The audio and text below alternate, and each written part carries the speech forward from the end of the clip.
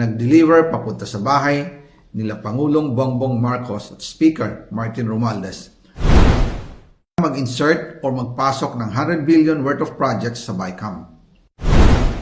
Sana po ay hindi nila ako mapatay bago ko mailabas ang lahat. Ginawa ko lang ang utos sa akin, pero ngayon, handa na akong harapin ang lahat. Ginagamit ng administrasyon ang buong resources ng bansa para tumahimik ako. That he will shoot me if I will talk. Gagamitin ako bilang panakipbutas sa kanilang kampanya laban sa korupsyon. Hindi na ako mananahimik, ilalabas ko ang lahat ng katotohanan. May resibo, may ebidensya, at may pangalan. Para sa bawat Pilipino, alam ko na buo ang galit ninyo sa akin ngayon.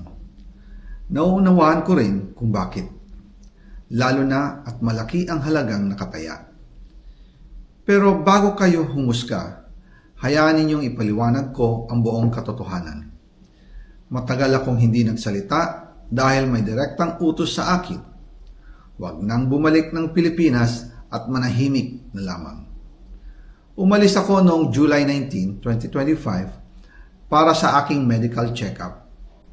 Nakaplanong bumalik pagkatapos ng SONA ni Pangulo. Pero habang papauwi na ako, tinawagan ako ni dating Speaker Martin Romualdez at sinabihan, "Stay out of the country. You will be well taken care of as instructed by the President." Noon naniniwala pa ako sa kanila, kaya't hindi ako bumalik. Tumikom ang aking bibig, sumunod ako, pero ang hindi ko alam, ang ibig pala nilang sabihin sa aalagaan ka namin ay gagamitin ako bilang panakipbutas sa kanilang kampanya laban sa korupsyon. Ginawa nila akong poster boy ng kanilang sariling kasinungalingan. Ngayon, hindi na ako mananahimik, ilalabas ko ang lahat ng katotohanan. May resibo, may ebidensya, at may pangalan.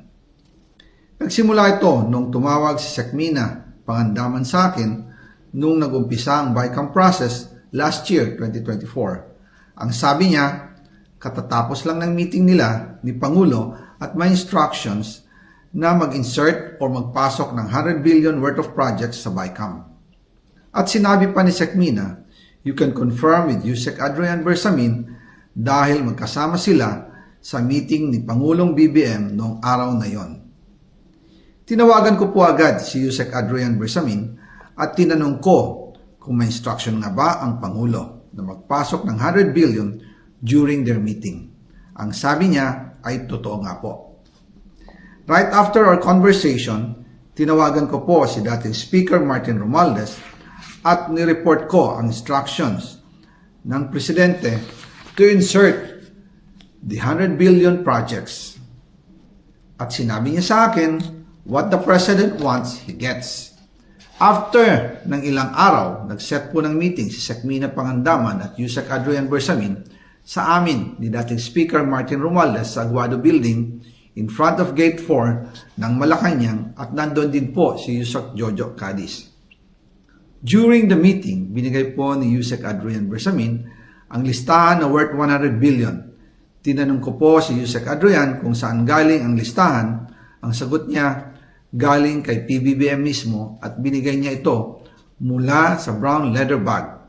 Nung sinabi po ni Yusek Adrian Bersamin, yung brown leather bag, naalala ko noong nasa Singapore kami right after the elections of May 2022 sa Hilton Hotel, kami ni dating Speaker Martin and PBBM habang pauwi at pabalik ng Pilipinas, hinabol ng PSG ang brown leather bag at ang sabi ni PBBM, maiwan na lahat, wag lang ang brown leather bag. Kaya naniwala ako na utos talaga ito ng Pangulo.